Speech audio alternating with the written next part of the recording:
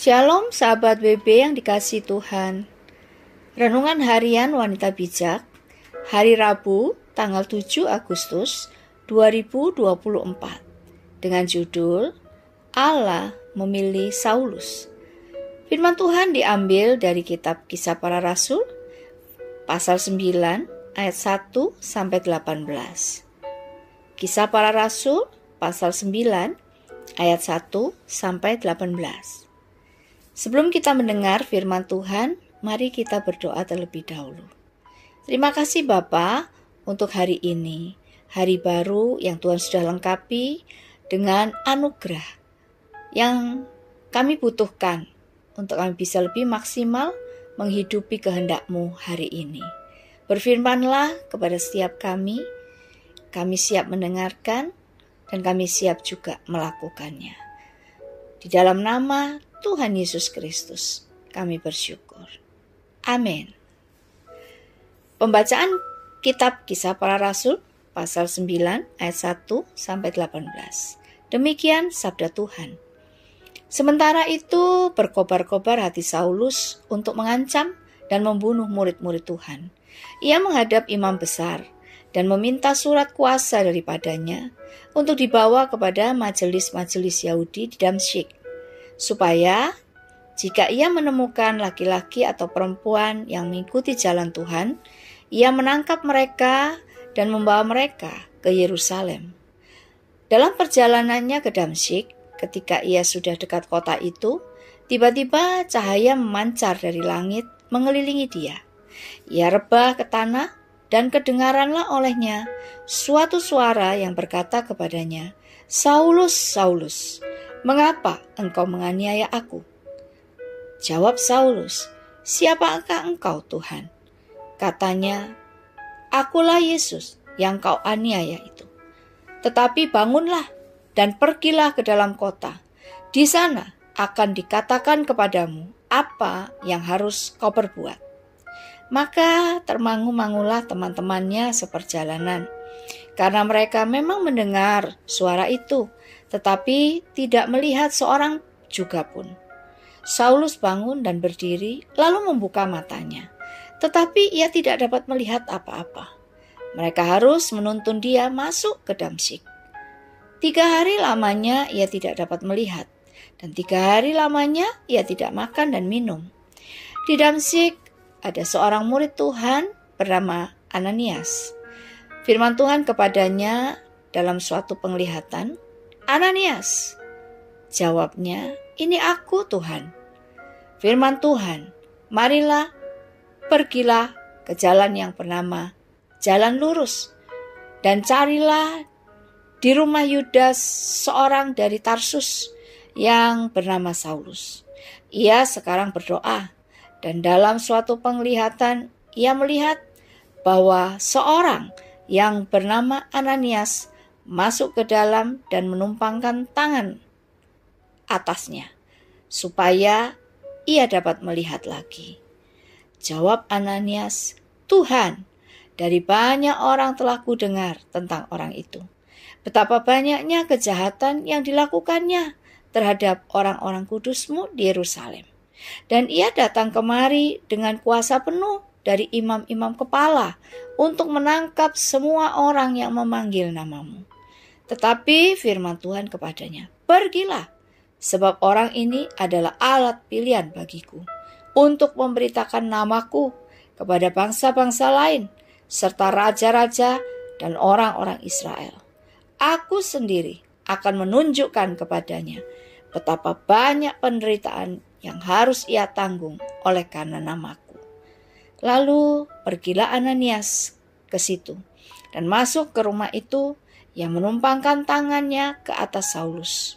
Katanya, 'Saulus, saudaraku, Tuhan Yesus telah menampakkan diri kepadamu di jalan yang kau lalui, telah menyuruh aku kepadamu, supaya engkau dapat melihat lagi dan penuh dengan Roh Kudus.'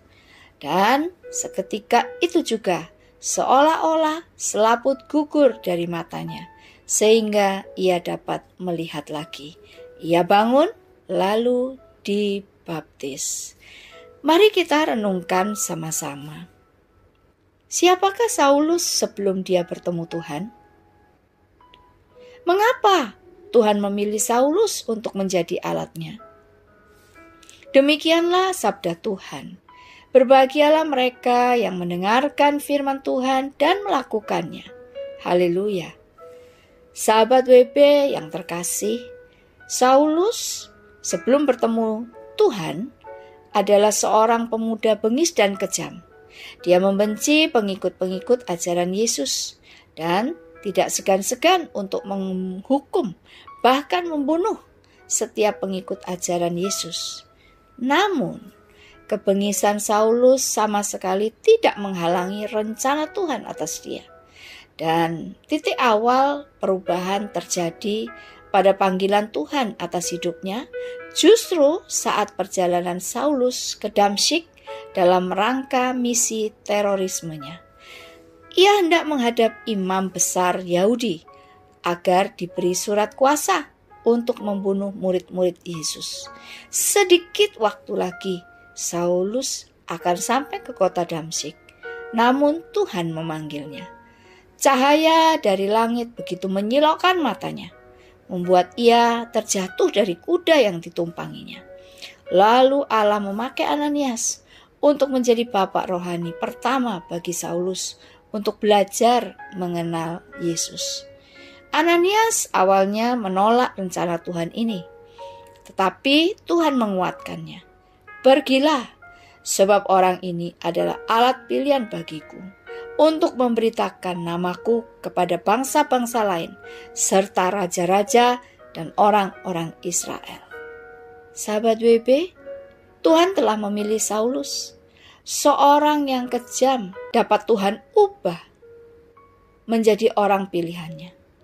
Sisi kelam kehidupan Saulus yang lalu telah diubah ketika Saulus bersedia dipakai Tuhan menjadi alat kemuliaannya. Saulus bersedia mempersembahkan seluruh hidupnya untuk Tuhan.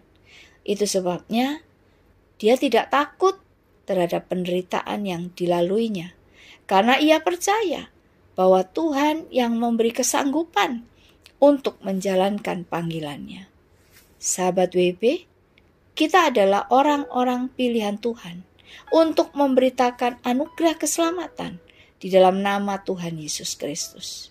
Seburuk apapun masa lalu kita, Tuhan telah ubahkan kita dan gantikan hidup lama kita lewat karya penebusan dengan darahnya yang mahal. Sekarang kita adalah ciptaan baru yang dilayakkannya untuk menunaikan tugasnya. Tetaplah setia mengerjakan panggilannya. Sebelum kita membagikan kepada rekan dalam kelompok pemuritan berkat yang kita terima dan komitmen kita hari ini, mari kita berdoa. Bapa, terima kasih untuk firman-Mu hari ini. Meneguhkan kami bahwa tidak ada satupun yang dapat menghalangi pemakaian Tuhan atas hidup kami, asalkan kami mau meresponi panggilan-Mu.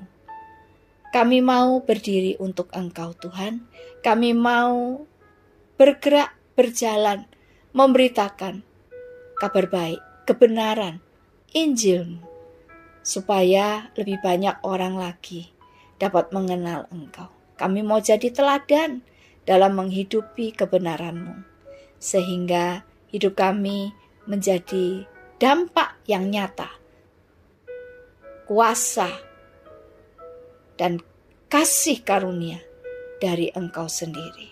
Terima kasih banyak. Terima kasih untuk setiap kesempatan yang Kau berikan kepada kami. Kami serahkan seluruh keberadaan kami hanya untuk Engkau, hanya untuk kepentingan-Mu. Di dalam nama Tuhan Yesus Kristus, kami berdoa. Amin.